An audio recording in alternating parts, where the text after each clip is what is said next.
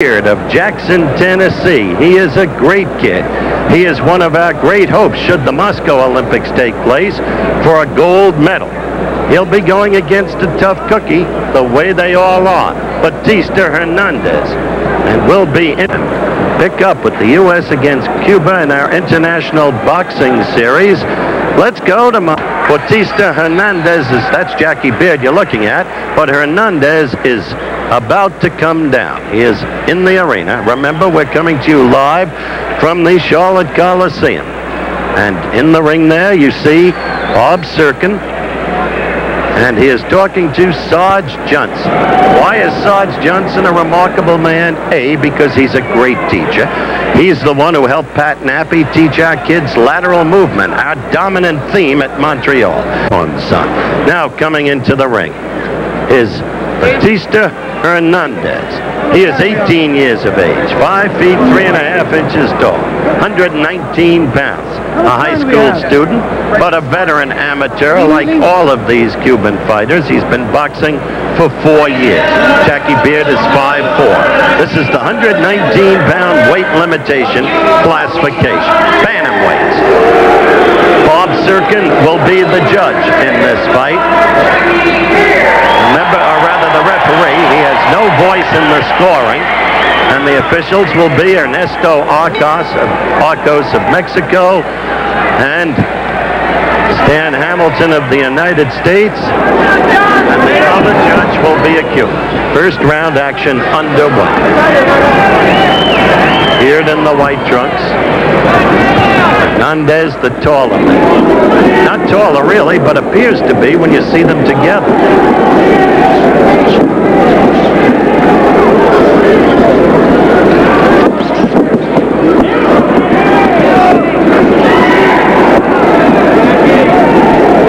Beard, slick fighter. Saw that left get in there. Knows how to throw combinations. Knows how to hook off the jab. Excellent leg movement. Cuban fighters are trained more in the American way. They do not fight, on average, like Soviet and satellite country fighters, who in the main are straight up and straight ahead. The Cubans move.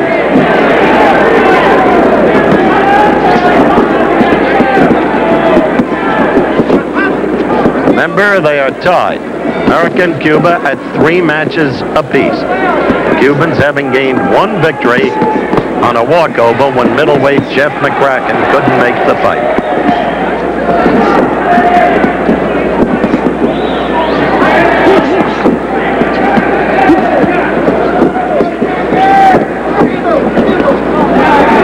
Bautista Hernandez is the name of the Cuban.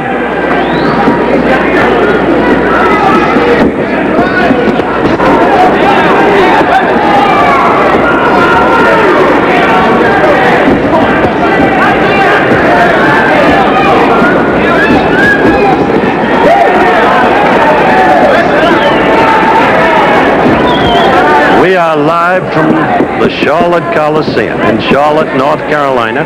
Later, remember highlights of the earlier fights, which have been terrific. A far cry from a week ago in Las Vegas.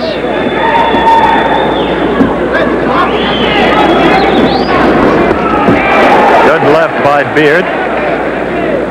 He's a cagey boxer, looks for his spots. In Olympic-style scoring, he is very effective.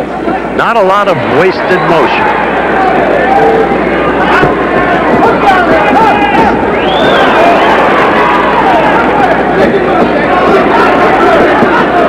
A 20-foot ring, 8-ounce gloves. Must hit with the white portion of the glove. In other words, pronate the blow. We approach the end of round 1. A wary round.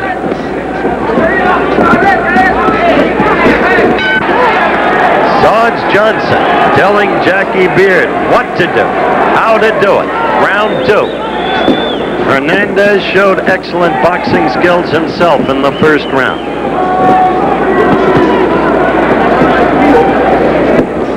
Jackie Beard against Bautista Hernandez.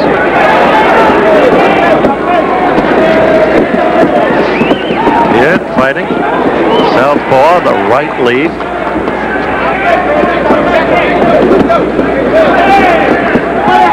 Now back orthodox. No, he led with the right.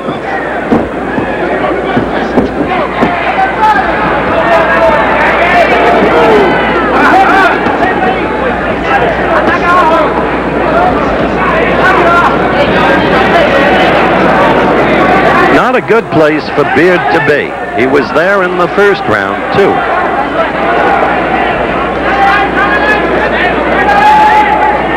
In tight. Now he scored.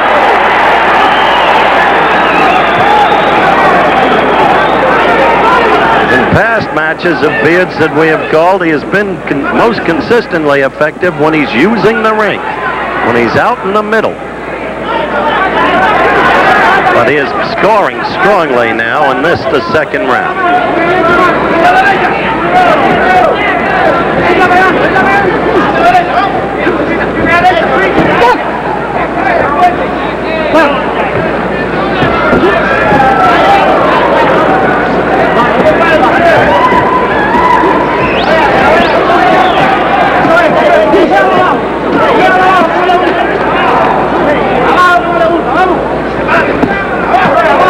That's where Hernandez can score.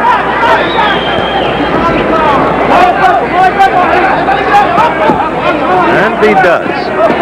Beard with a good, sharp right. Hernandez scoring well in the second minute of the round.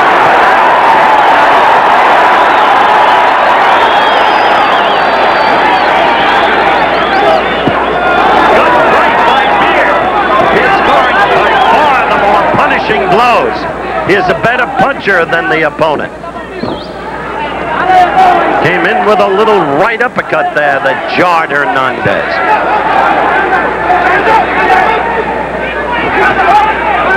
Beard, a tough, confident kid. We're approaching the end of round 2. A good round for Jackie Beard on balance.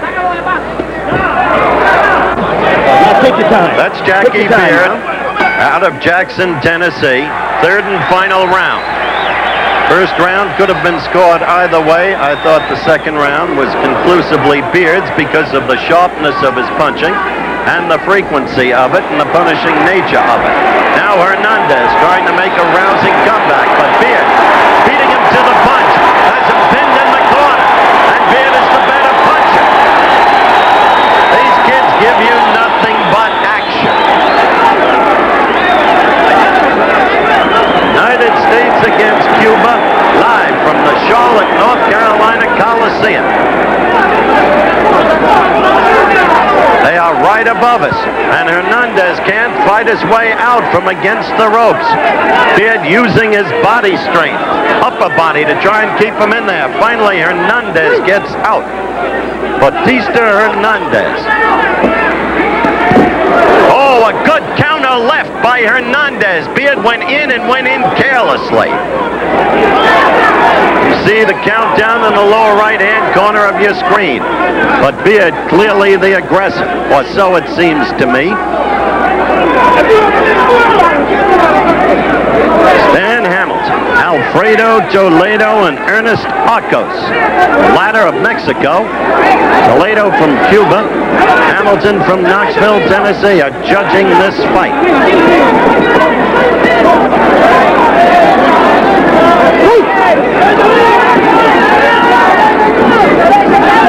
Beard has spent much of the fight all over Hernandez,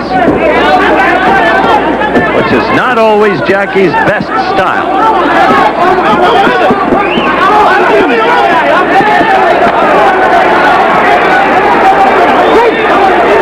Hernandez has not hurt Beard at any point.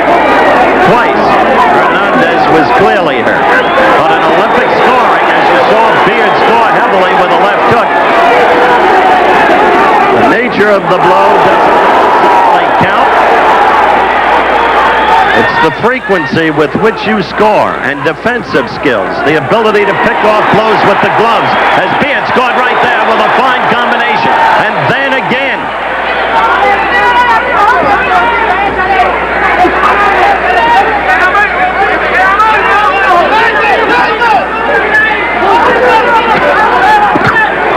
Beard with the right in there.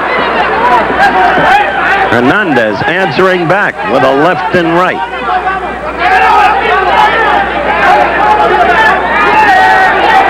Good uppercut by Beard. A good uppercut by Hernandez. The end of the fight at hand. The USA, Jackie Beard. I thought a very clean winner, and the United States goes ahead against the Cubans. Bam, bang action all the way. And this U.S. team is proving out the way Sarge Johnson said it would. We'll be looking in just a second at the Cuban Adolfo Horta. He is 22 years of age, 5 feet 5.5 inches tall. He's fighting at the 125-pound weight limitation. And that roar is from the hometown kid, Bernard Taylor, Charlotte, North Carolina. 5 feet 8 inches tall, 125 pounds, of course. 1979 AAU national champion, gold medalist the Pan Am Games, gold medalist in the World Cup. But Horta is the Cuban champion, gold medalist for the Pan Am Games too in the lightweight classification. He has gone down a peg in weight classification. Taylor in the white or light trunks. Horta in the blue or dark trunks.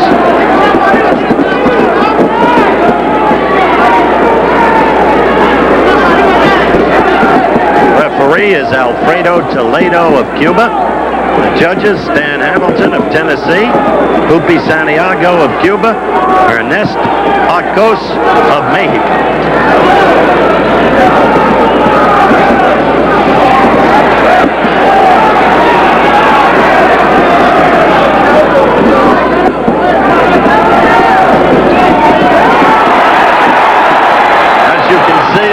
Quick-handed fighters. Taylor with lots of movement. Horta with movement of his own.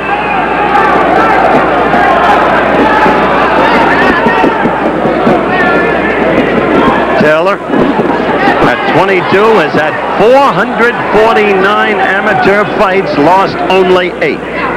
Kid knows what he's about.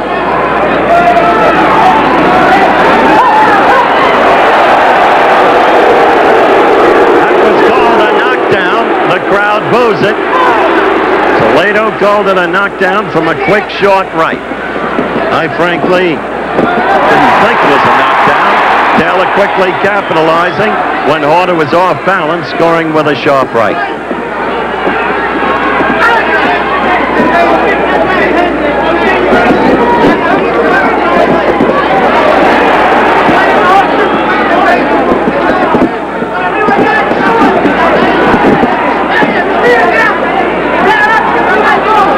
Crisp exchanges when they occur. But a lot of footwork in this fight. There, not very pretty action by Taylor. Not keeping his balance. Sarge Johnson will have a good talk with him between rounds.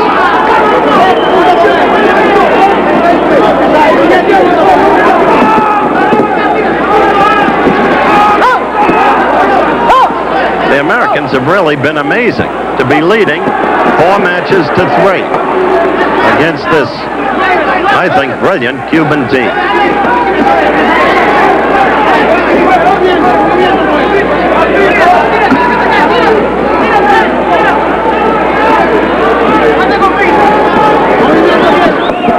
Coming to the end of this round.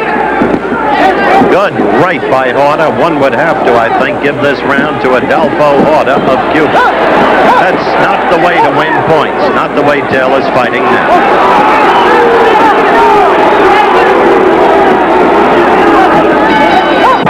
Seconds into round 2.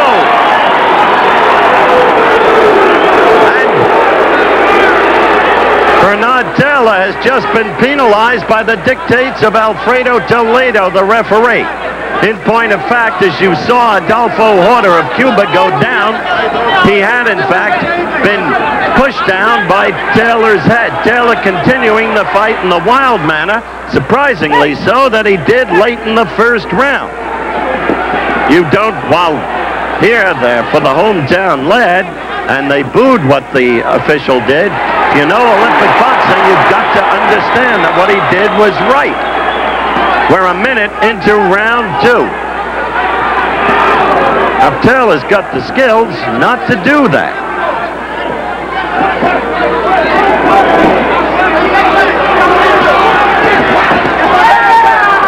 In that exchange, Horta beat him to the punch.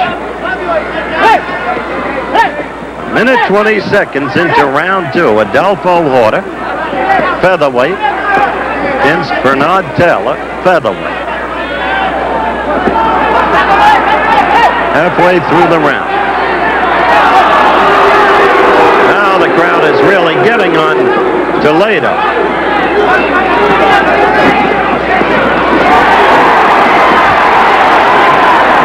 In that exchange, Taylor beat Horta to the punch.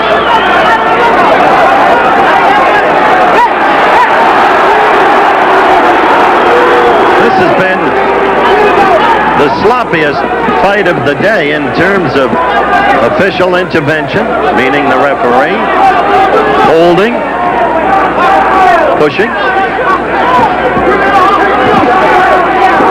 Right there, Taylor casing Horta with his right arm, trying to pound him with his left. He will not get points for that.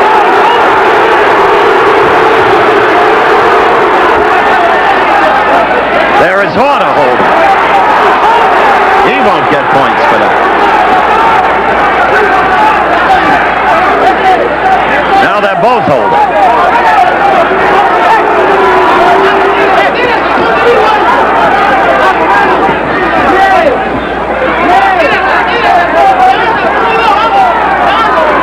Coming to the end of round 2. Some blood coming from Bernard Taylor's mouth.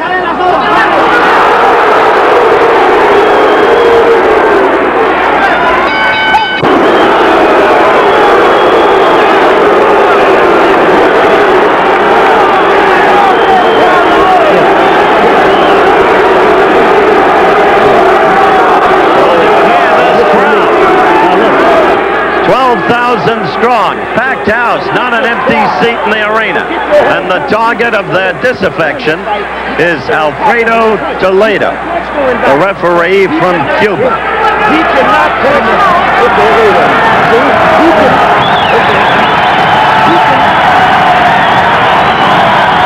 He cannot pull him back. Stay on him now. He goes to the body. Hold on. Attack. Not one hand, 2 hands. Look, this could be the round. Stay on top of him. Ball shot, right hand. Put them punches together. All right, now. Let's get on top of him. Well, you heard the bell for round 3, which is about to get underway.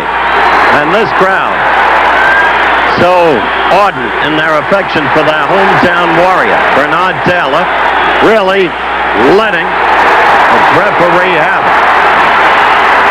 Now you heard Sarge Johnson tell Taylor, go out, go to the belly. He's got Horta pinned, he's mauling him.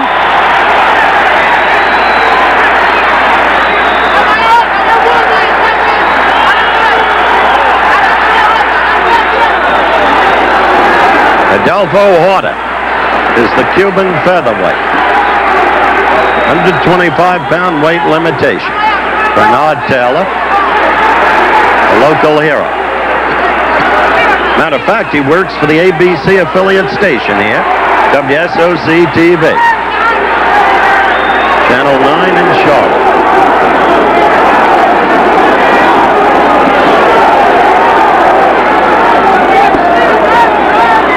Saw Taylor try to go to the stomach in accordance with Sarge Johnson's instructions. But regardless of the crowd's reaction, there's been too much holding in this fight.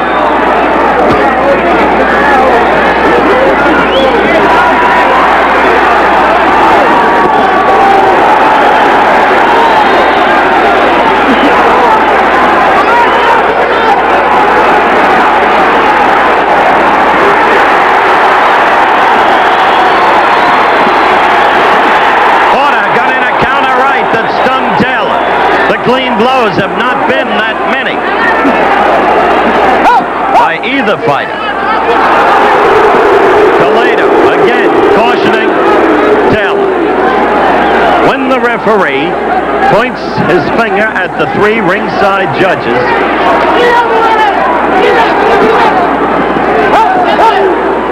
and makes a definitive motion, that's when he is ordering points to be taken away from a fighter, as he did once in an earlier round against Bernard Taylor. 40 seconds left in this fight.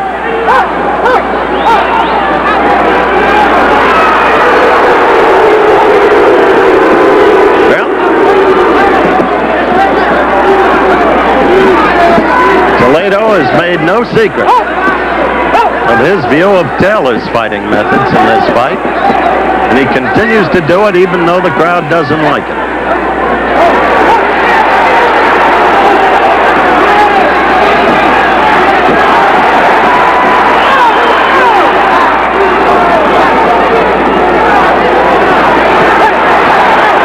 We'll stay with the fighters as the fight counts down to its finish.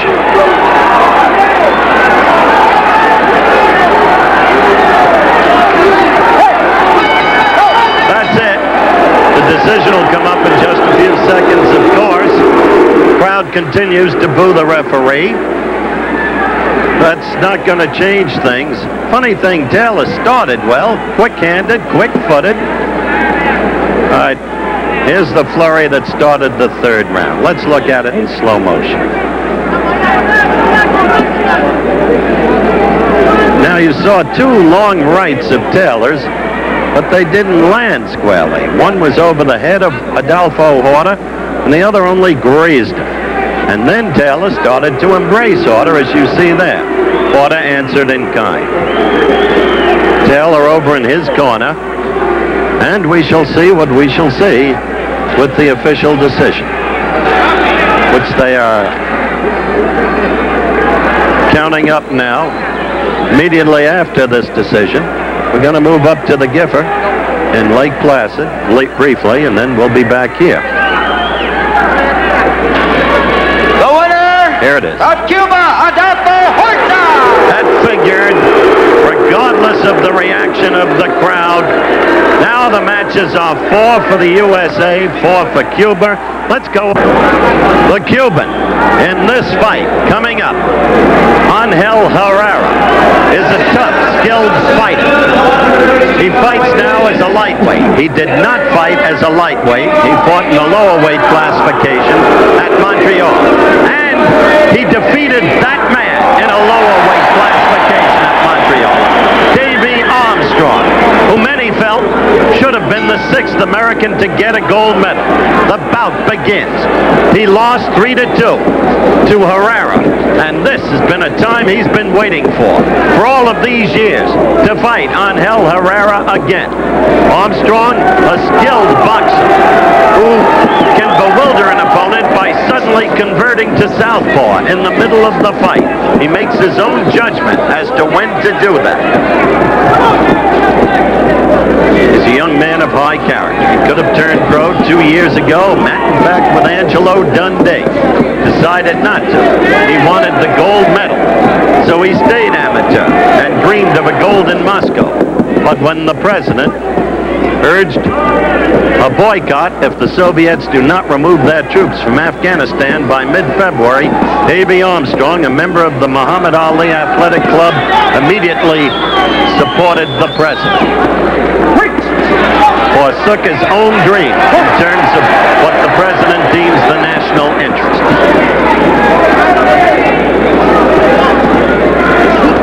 These are very quick-handed fighters. Saw Davey cover up effectively with the gloves, but then a right from Herrera did get through.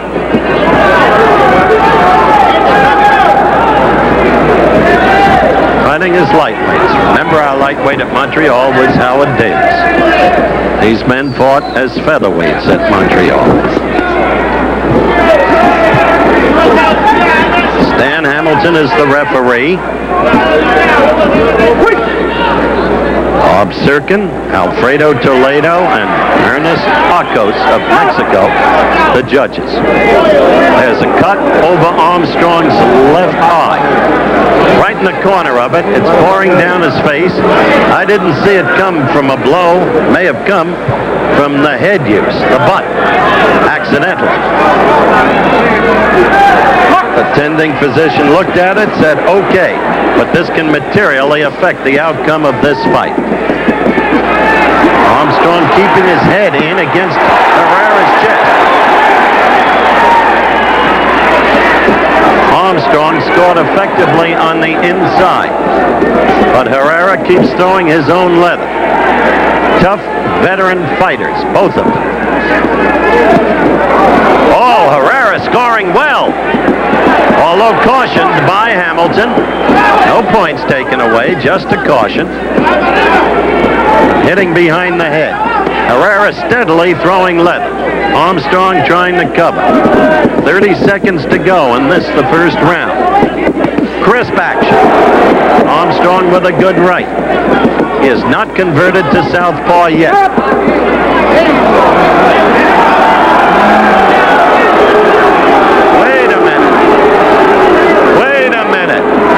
This fight has been stopped, and Armstrong is to be disappointed again in his comeback attempt. The eye. Stan, the eye. What's that? You stopped it or the corner? The corner. All right, I've just spoken, as you can see, to Stan Hamilton. Sarge Johnson didn't want Davey to risk any undue eye injury. Remember, in Olympic boxing, the safety of the fighter is primary. So Armstrong, half in tears, finds disappointment his lot again.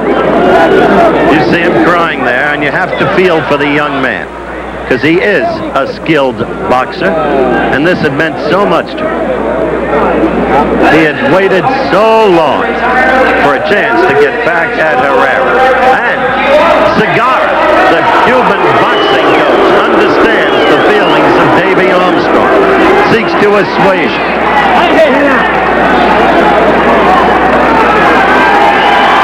So you know, although they'll announce the decision officially, you'll know that Davey Armstrong's going to stop the fight for his good. We'll be back, and I know exactly how he feels, Davey Armstrong. And Davey, were you surprised that your corner threw in the towel? Yes, I was at first, Howard, because after he headbutted me, and the first time the doctor It was a butt then? Yes, it was a butt. He headbutted me, and the doctor took a look at it, and he said it was okay. And then I knew he was going to go for my cut, so I just gave it all out, you know, that first half of that first round, and I had him gone. But I can understand my coach's point of view. That he wants to protect you for the future. Yes, sir. Yes, sir. Let's show that cut. It's an ugly thing, and clearly a cut from a butt. Yeah, Joe Cloud, my coach, longtime friend, and he's been knowing me since I was 10 years old. He's looking out for my health and looking out my future too, Howard. And I'm really sorry that this had happened, because I was on my way to defeat him. I felt so much confidence in myself that I'm just too bad it happened this way, you know. Well, he just got lucky. I'm sorry. I really am. I know how much it meant to you, as I said. And good luck to you, and don't give up. No, I ain't. I'm going to keep on going. Okay. Tough get going, I get tough. Okay. Good luck to you, Davey. All right, now you're going to see Alex Ramos, and he himself, as I said, a young man with a big personality. So, let's meet with Alex Ramos by way of our earlier conversation. You can beat up this guy. Yeah, I feel I can beat this guy. I'm going out there in the ring and take control, be first. That's what I have to do. Turn to the USA Cuba Boxing after a commercial. The right corner is Manuel Cordero of Cuba. 5 feet 10 inches tall, 22 years of age. 1980 Cuban national champion, 1978 silver medalist in the Central American Championships. And his opponent, the young man whom you have just recently met. Just 19, Alex Ramos, 5 feet 9 inches tall. A tremendous puncher, remember, Ramos is. Question is, does he have equivalent skills, and can he get through to Cordero? Don't forget, coming up on Wide World of Sports, the great Cuban heavyweight Teofilo Stevenson against Jimmy Clark of Coatesville, Pennsylvania. This is first round action.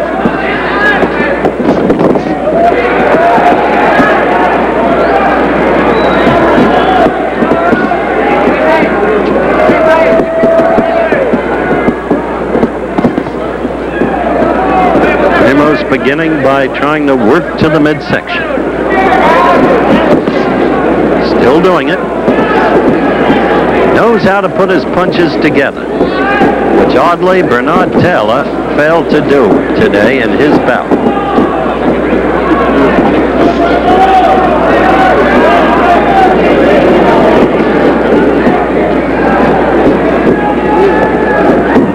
Cuba leading 5 matches to 4. One bout has been stopped. American corner threw in the towel because of a cut over Davey Armstrong's left eye in the first round.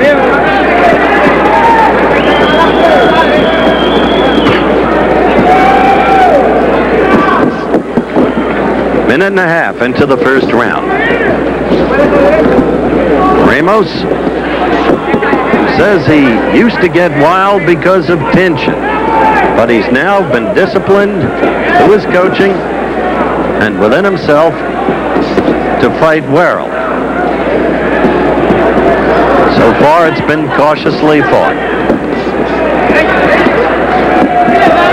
Ramos effectively picked off Cordero's punch with his left glove just a moment ago. A sign of increasing boxing maturity. The use of the gloves effectively to pick off opponents' blows.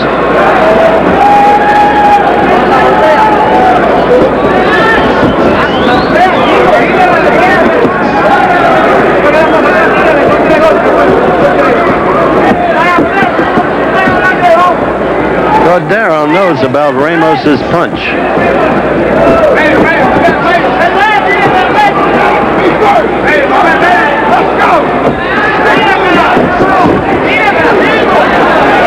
See the steady movement in Cordero.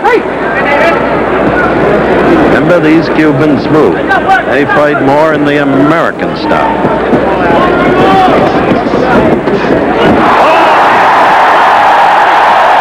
About Ramos's left and the awesome power in it. And bang, like that, down he went. And the round is over. Wait a minute, he stopped the fight. Bob Serkin stopped the fight.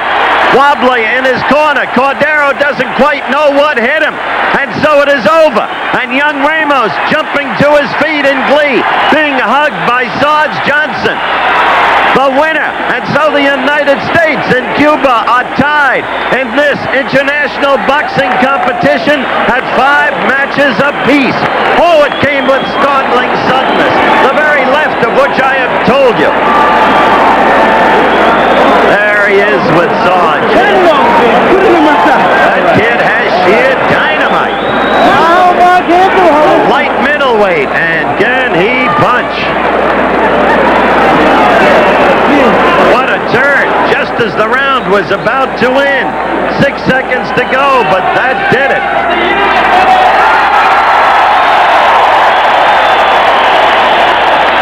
That was it. Cordero had used his legs to stay out of range, and had done so rather effectively, although Ramos was working good combinations to the stomach. But we'll be back with a word from that elated young man, and why not? Here, live in Charlotte in just a moment. There's the score up till now, 5 apiece. Cuba and the United States, the Americans making a remarkable showing. And don't forget, the heavyweights, Teofilo Stevenson. And there he is, angular, 6 feet 4 inches tall, graceful, dynamite in either hand.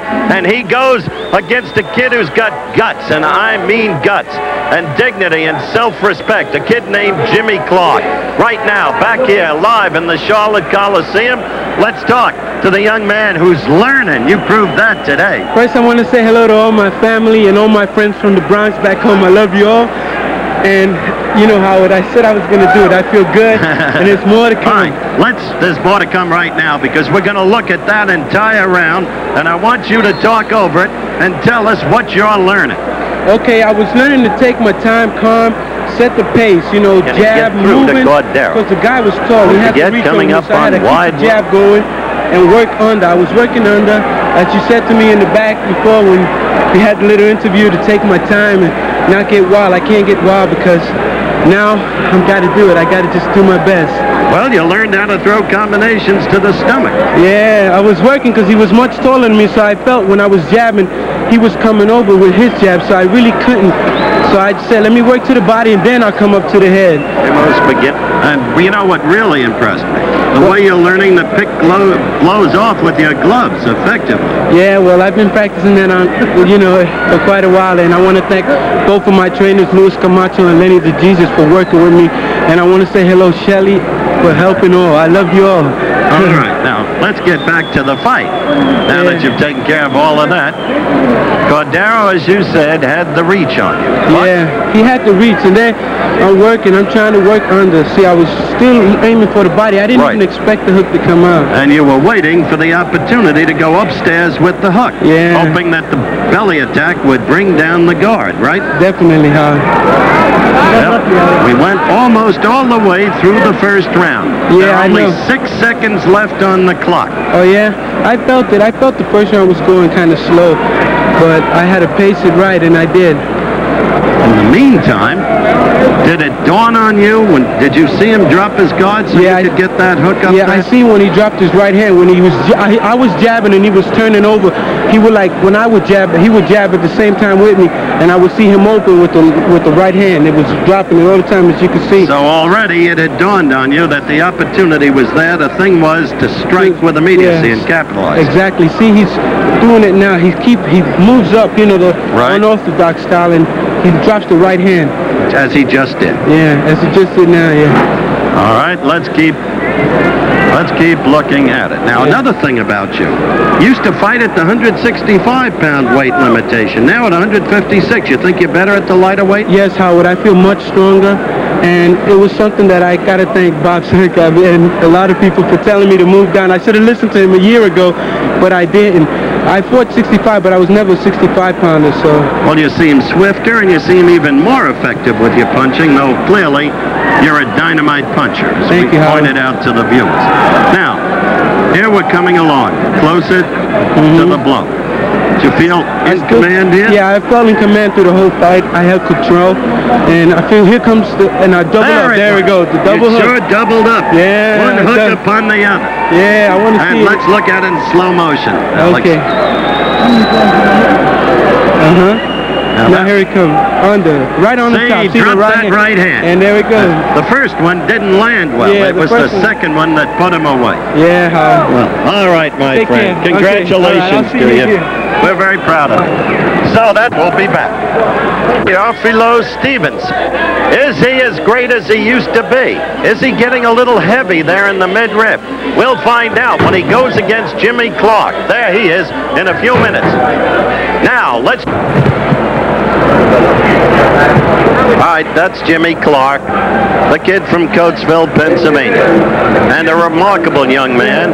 We'll develop that story for you as he goes against TEOFILO Stevenson in just a few minutes on ABC's Wide World of Sports. He has fought TEOFILO twice before, and though a loser in both contests, in the one in Havana, he impressed many enough to have made them think that he had won that bout. It was a bout I called back in February of 1978. There is TEOFILO Stevenson. He is a tremendous puncher. There on your screen, the current team score, the United States against Cuba. Coming up next, the heavyweight bout, TEOFILO Stevenson against Jimmy Clark on ABC's Wide World of Sports. All gold medal winner in that classification at Montreal and at Munich before that. Getting ready to go against this man, Jimmy Clark. Twice before they have fought, Stevenson has won them both. But your confidence is unshaken. Why? both fights were learning experiences, and I think as a result of those fights, I know him a lot better than probably any other American. Certainly you're unafraid. Of course not. And Jimmy, how will you make the fight? Very quickly. Well, right away, I'll go right out to him and stay to his right and avoid, of course, his right hand. But move to his left and avoid the right hand. And how really important, I want to say that I'm dedicating this fight to our 50 American people down in Iran, and I pray for their release. Thank you very much. Go out and good luck to you, Jimmy. So that's the young man who must fight, Teofilo Stevenson. And this time he thinks he can do it.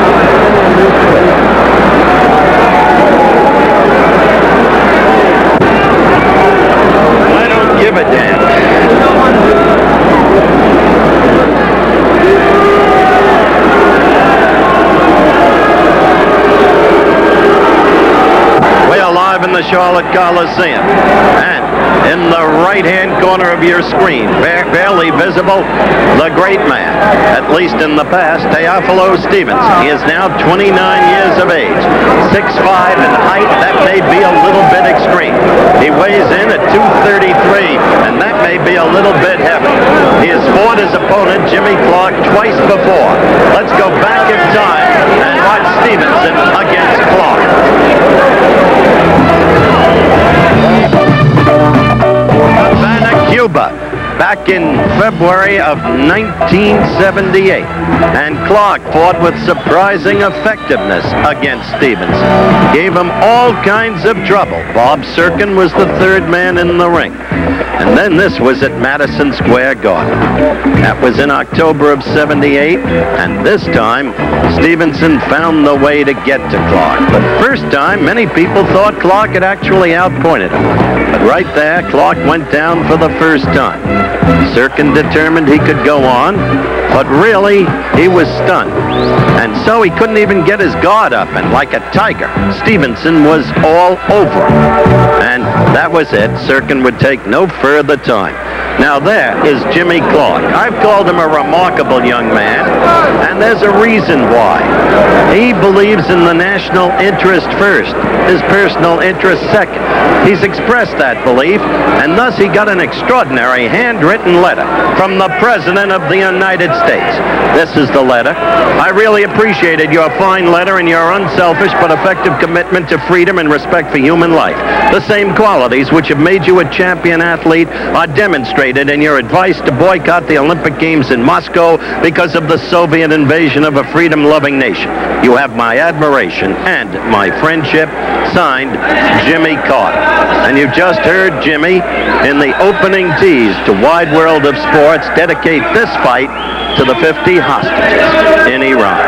So he's a thoughtful young man with a Bachelor of Science degree from Westchester State College. His hometown, Coatesville, Pennsylvania. In the backdrop, the introduction now of Jimmy Clark, Teofilo Stevenson having been previously introduced. Under any circumstances, the U.S. against Cuba today has come down to this. The U.S. has won 5 matches, Cuba 5 matches, one of those by a walkover, our middleweight Jeff McCracken being injured and unable to fight. The bell for round 1.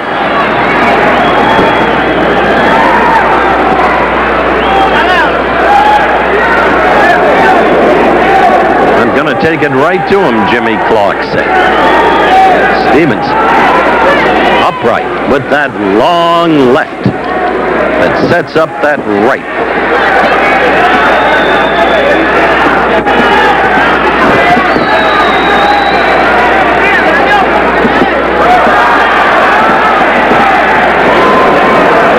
First round action.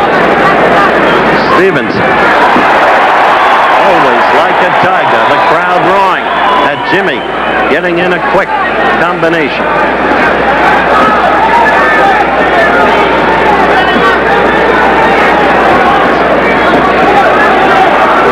Stevenson does seem a little heavy in the tummy, to me, based on all the previous times I've had him. Clark with a right after a left lead. No question about it. Stevenson, a commanding presence. A good right by Clark. And then a left just before the break. And Clark with another left. And he is taking it to TEOFILO. That's Alfredo Toledo, the third man in the ring.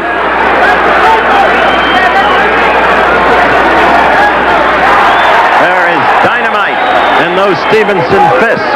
So Clark has to combine his tactical advances with some degree of caution so as not to get tagged.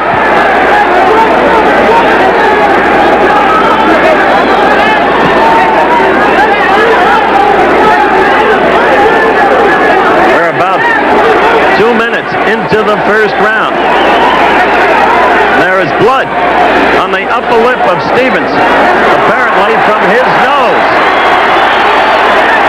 Not from Jimmy Clark, so far as I can see. Now the crowd is really getting on Toledo.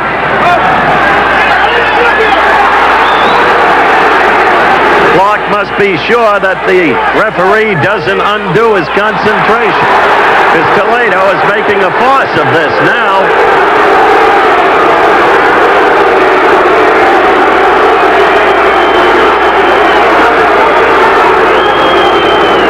Let's see. Blood on Clark. I'm trying to get a view of it. The fighter's back is to me.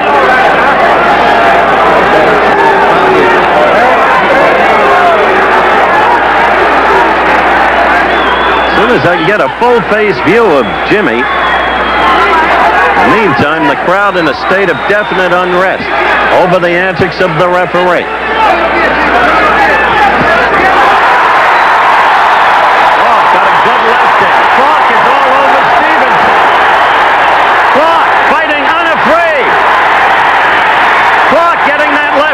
Wild one, and another one. That's what he must be careful of. You saw Stevenson answer with the right. My goodness, he's calling that a standing 8 count. There is blood coming out of Stevenson's nose. What is going on here? The referee is Alfredo Toledo. Apparently there is a cut over the eye. That's it.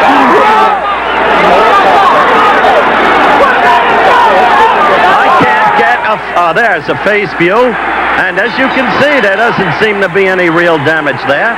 There's the end of round 1. Crowd standing, giving Jimmy Clark an ovation. It's been a messy first round because of the referee. Alfredo Toledo of Cuba.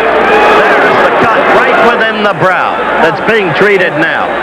But Stevenson is the one who's really bloodied up. They've just cleaned it. Blood pouring out of his nose. And for Clark, in the absence of any sign from Toledo ordering the officials, remember 3 judges score the bout to take away points from Clark, he won that first round. Remember, the 2 teams tied at 5 matches apiece. Hurt him. Don't look at him. Go to the body. A remarkable. Go to the body. Look. Double the punch off. You hear Sarge Johnson? Ducking low. Ducking low. Look. Hit him with a hook to the body and bring it up. Let your eyes follow your hands. Get him with a hook to the body. Then bring it up. The crowd has won now, exhorting Jimmy Clark on. Round 2. Remarkable showing by this American team.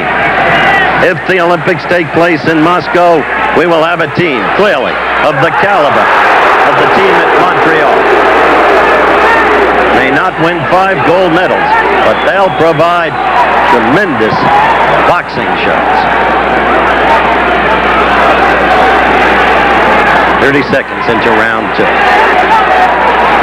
Clark the aggressor in the first round, scoring with lefts and with rights.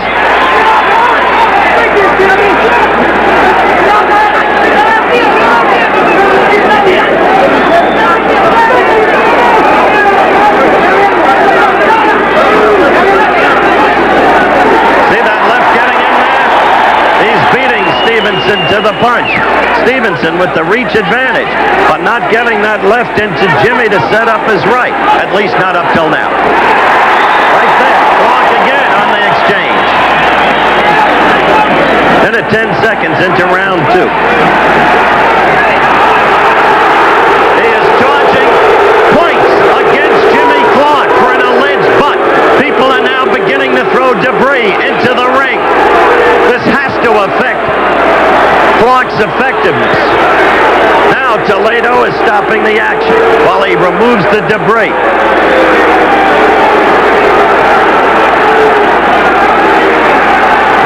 It's a sad thing to see this competition, which has been so spirited, except for some holding in the Bernard Taylor fight. It's been a beautiful competition. Brilliant for the most part. And now,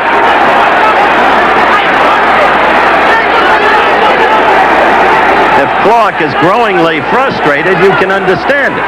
If his concentration is impaired, you can understand it. Stevenson now knows he's in a fight. Blood is again coming down from his nostrils.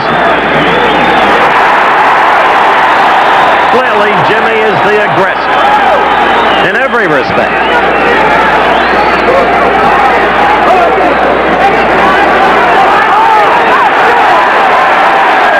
Crowd roars, half mockingly, as Stevenson gets a call.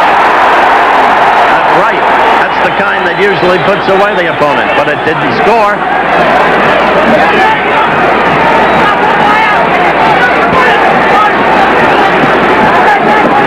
Jimmy carries with him his card, acknowledging his graduation and his Bachelor of Science degree. Very proud of what he's accomplished. He's a proud man. This is round 2. 20 seconds, as you can see. Counting down.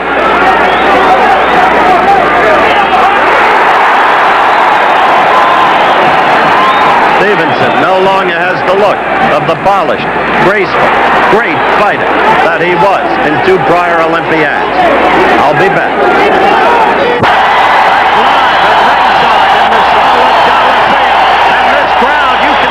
You can hear them as one. They sense the possibility of an upset by Jimmy Clark, the third and the last round. He has fought absolutely as the aggressor. He has not shown the slightest sign of fear. Quite the contrary, he's shown naught but confidence. Stevens has looked sluggish, not the same fighter that we saw destroy Bobbick in Munich and John Tate at Montreal. But there's another round to go. Oh, he's really teeing off on Stevenson. He's bloodied Stevenson's nose. He's had a cut himself over his right eye. Alfredo Toledo, the referee from Cuba, has become in his own way the dominant figure in the match. Debris being thrown into the ring again. Repeatedly, he has cautioned Clark. He even took away points from him in the second round. Again, Toledo cautioning Clark about alleged butts.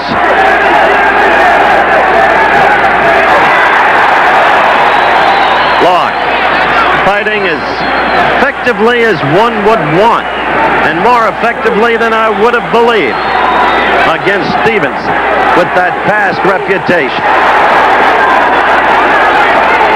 Jimmy beating Stevenson to the punch with the left throughout the fight. Stevenson with a quick left lead. Stevenson missing with his key blows. Clark getting in his own.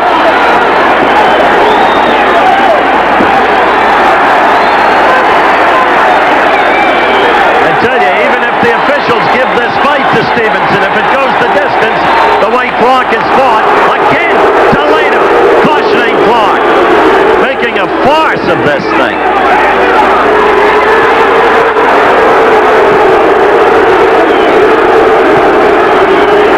Crowd booing incessantly now, booing the referee.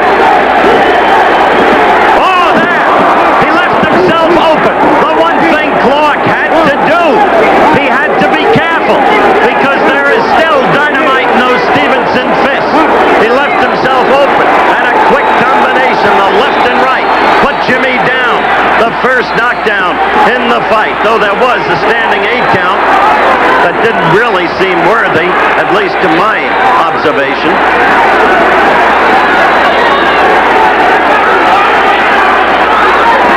So Stevenson has shown us that he can still punch.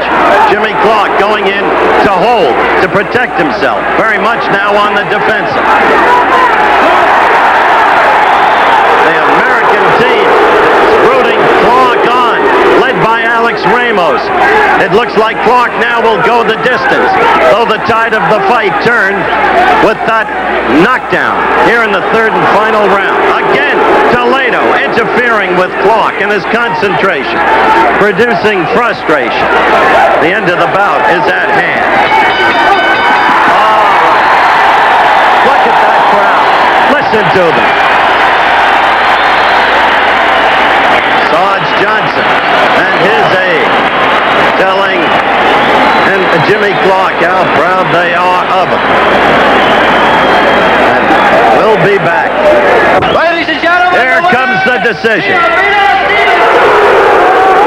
Well, they gave it to Stevenson, which I suppose could be argued on the basis, A, of the referee's antics, and B, the third round, when he did change the flow of the fight with that quick, sharp combination that knocked Jimmy Clark down. But Stevenson, no part of the fighter we have seen in the past. Without professional competition through the last 8 years, clearly it seems to me, he has gone back as a fighter. In the meantime, Jimmy Clark can feel nothing but pride in his performance today. And as I said, he is a proud human being with a bounty of self-dignity. Now to Jim McFights.